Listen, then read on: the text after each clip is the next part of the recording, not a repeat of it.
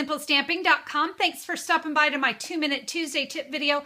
Quick heads up, this will probably go a little bit longer than 2 minutes because today we're going to be talking about the fast fuse. I've got some really great tips, some different ways to use it, and I don't know if I can get through it in 2 minutes, but I think it's going to be worth a couple more minutes if that's okay. All right, let's talk fast fuse. One thing you need to know about this adhesive is that it is super, super strong. And sometimes we have projects that super strong is really necessary. For instance, when making boxes, that's one of the big ones. Whenever you're using the fast fuse, you do want to have your silicone craft sheet because this is, as I said, really strong adhesive.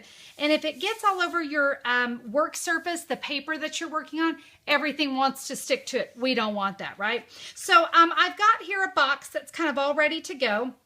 When we're working with the fast fuse, we do always want to touch, make sure we've got sticky here at the very end. And a little tip that I've just recently learned when using the fast fuse, first of all, I go a little bit off the paper to start.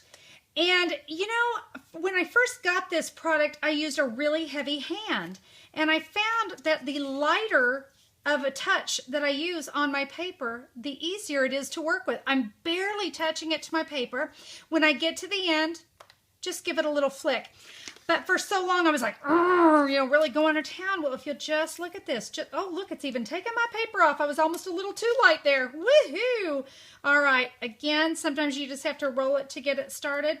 But that real light touch and flick it. And look at this. Your box is going to go together beautifully. We've got a really nice strong adhesive, which is exactly what we need on this type of project. Very simple. Another really great use for fast fuse is when you're working with the sequin trim. Sometimes this can be a little bit tricky to adhere onto a project, but I found fast fuse works really great. We can just stick it on there, again, kind of using that light touch, going all the way down. You notice my craft mat is underneath me. That's kind of crucial there. Let me bring in my little box. Boy, it is sticky, sticky stuff, guys, I'm telling you. But we can just take that, add that trim, and look at that. Fast fuse to the rescue. So this one, this is a project I did a while back. It was a little Frosty's hat. Boy, you want to talk about gravity working against me. This wanted to pop open. In my video, I taught you how to use fast fuse on it. And guess what? After about a week, it had popped open. So my tip is, if you have one of those, come in with your heat tool. Give that a little warm it up. Heat up that glue. Boy, it melts. It turns into hot glue. And it really holds well.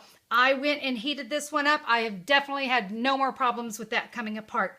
But again, let me just say, the only time you're probably going to have to do that is on something where gravity is really, really wanting to work against you, something like. Now, another question I get asked a lot is how to insert a refill. Guys, it is so simple. When you've come to the end of your fast fuse, this just simply comes apart. Stampin' Up! Does offer refills, which I think is great because it allows us to save some money, and it also keeps these out of the landfills. That's always a good thing, right?